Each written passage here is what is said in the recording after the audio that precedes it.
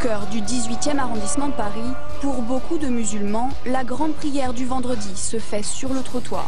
Je veux dire, le problème, c'est qu'il y a un problème depuis un bon moment que les musulmans, au fur et à mesure le flux migratoire, ça demande de l'espace pour ces gens-là pour prier, c'est tout. Oui, il y a un débat sur le vivre ensemble dans la société française. Les prières en pleine rue, les cantines halal, les horaires aménagés dans les piscines pour les femmes musulmanes, c'est vrai, tout cela questionne le modèle républicain. L'islam, pour moi, est un danger à la fois pour la laïcité en France, mais aussi c'est un danger pour les valeurs de la civilisation européenne. Car l'islam, ce n'est pas simplement une foi, c'est aussi une loi. Et pour l'avertir qu'aujourd'hui, des militants intégristes tentent d'imposer la charia en France.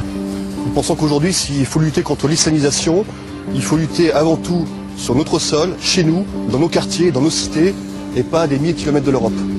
Les démonstrations quotidiennes, hebdomadaires, les musulmans sont une insulte pour nous. Nous attendons donc que la charia fasse disparaître exactement tous les éléments, tous les textes qui sont contradictoires avec la République française.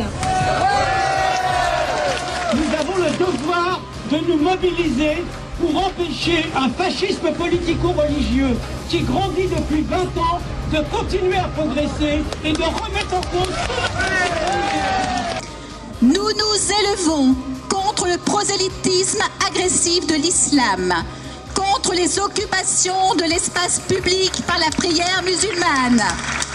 Pas un rassemblement républicain, un rassemblement français. Il n'y a pas que le bloc identitaire dans cette histoire. Il y a des gens de gauche comme Riposte Laïque qui sont des républicains. Il y a d'autres associations qui se mettent avec eux. Il y a des gaullistes, il y a des gens de Dupont-Aignan. Le scandale originel, c'est ces milliers de fidèles dans la rue.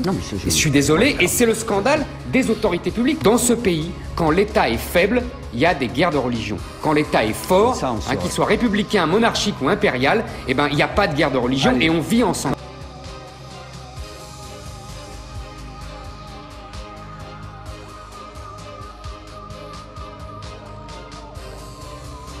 La prière sur la voie publique n'est pas satisfaisante, mais aujourd'hui, à l'heure où je vous parle, nous n'avons pas d'autre solution. Vous habitez, vous, ce quartier? Non, mais c'est vrai, une question toute simple. J'habite juste à côté. Voilà. Donc, et ça vous gêne pas, connais bien, par ailleurs. Bien sûr, et d'ailleurs, c'est pour cela qu'avec le maire de Paris, on a décidé de favoriser la construction d'une nouvelle mosquée. Un événement qui visait à dénoncer les prières de rue musulmanes.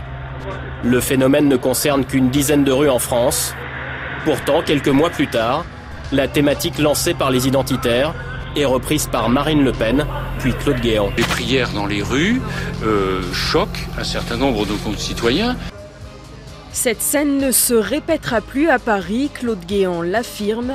Dès demain, cette ancienne caserne de pompiers, propriété de l'État, ouvrira bien ses portes aux fidèles musulmans. Une obligation rappelée par le ministre de l'Intérieur dans le Figaro, car dans le cas contraire, nous pourrions aller jusqu'à l'emploi de la force si nécessaire, mais c'est une hypothèse que j'écarte car le dialogue qui a été conduit porte. J'applaudirais parce que je trouve qu'il n'est pas sain qu'il y ait des gens qui prient dans la rue. Et pour ceux qui prient, et pour ceux qui Tu applaudiras, mais tu as insulté les premiers qui ont alerté tout le monde. Tu les as traités de fascistes, et tu les as traités de racistes et d'anti-musulmans. Mais si, mon cher Nicolas Domenac, mais si.